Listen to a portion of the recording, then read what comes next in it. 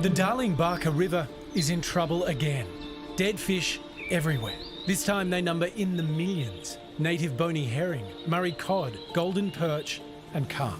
In the week or so since those millions of fish started to appear dead on the surface of the river, they've now started to move downstream, and it now stretches for about 100 kilometres. That's the scale of this disaster. Was this preventable? Oh, absolutely.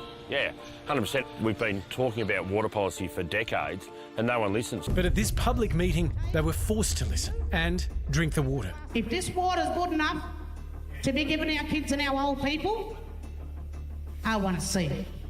But this is the fourth mass fish kill in 4 years, and by all accounts, it's the biggest. After the last event, Menindee local Graham McCrabb stopped fishing in the Darling-Barka. It's pretty rude for government bureaucrats to sit there and keep saying this is a natural event when everyone's saying they've never seen anything like this before. It can't be natural if it's never happened in living memory. The Darling-Barka River runs from Bourke all the way south to the Murray. The Menindee lakes have naturally stored water for thousands of years. But that all changed in the 1960s when they became part of a complex water storage system. La Niña rainfalls last year saw the lakes reach 6 times their capacity before massive releases 2 months ago flooded the town and region. A morning trip up the river with Graham tells part of that story.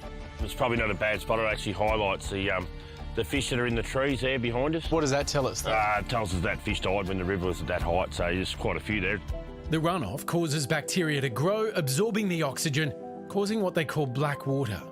And the recent heat wave here created perfect conditions for fish to die. Well, it's devastating. It's not only for me, it's for the kids who have seen it the second time in their lives that they've seen this happen, and people are distraught. Michelle Kelly is a local Barkindji woman. We want our grandkids, we want our great-grandkids to know what it's like to grow up with a healthy Barka River, because the river is our lifeblood. It is probably true when authorities say that what's happened here in Menindee is linked to naturally occurring events like the floods that we've experienced.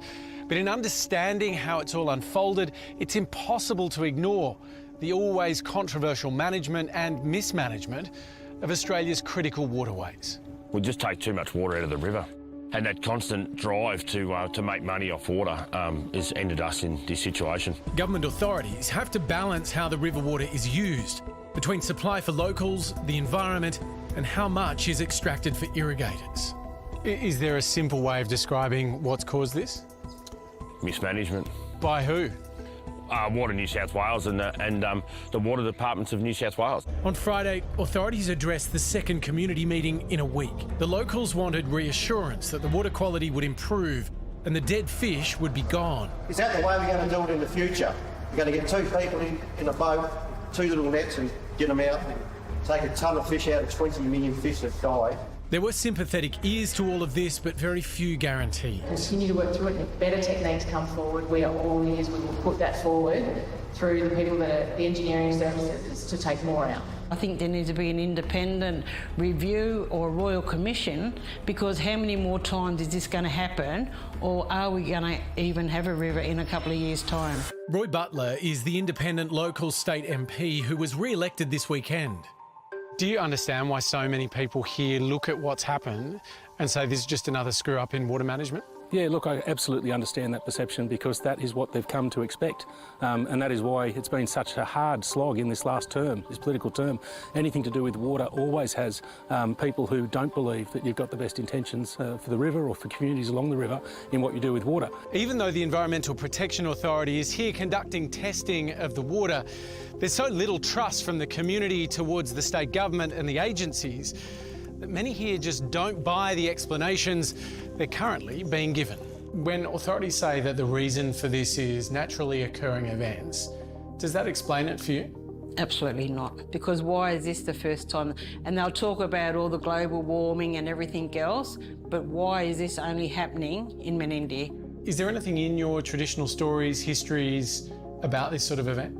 Absolutely not, absolutely not. For now, the priority is to clean up the waterways and protect the residents. It's taken almost a week to get the equipment in place to remove the dead fish for burial. Many of the roads have been washed away by the floods, delaying the operation even further. What do you want done in response to this?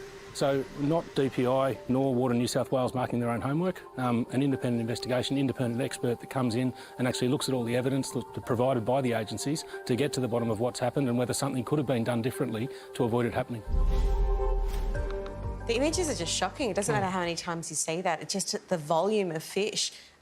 Are they being removed? They're starting to. I mean, we were there this week and it was only just as I was getting ready to leave and come back here that equipment got through. It was held up because the roads had been damaged by the floodwaters.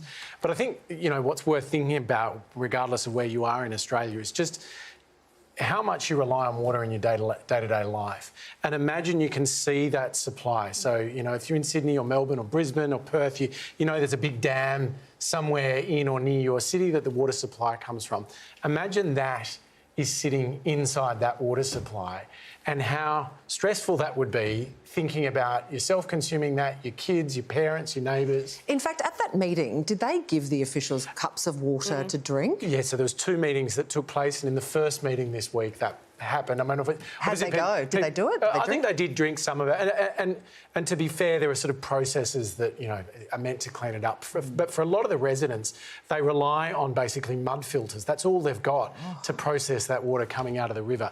You know, these are remote and rural communities where people do live on the land, with the land, very close to it. So it's not like in the city where you just kind of trust that some water agency is doing it all for you. And also, this is something that's new to happen. This is something that hasn't happened, you know, in previous generations. So we know that there is an issue here. Even if someone was guaranteeing that the water quality is okay, when you're seeing this for the first time in your life, I would find that very difficult to trust. Yeah, look, we all know how many stories there's been in recent years about the way we manage water, and I think you've got to understand that for communities like this, they've just lost faith in the bureaucrats in the big cities doing it in their interests.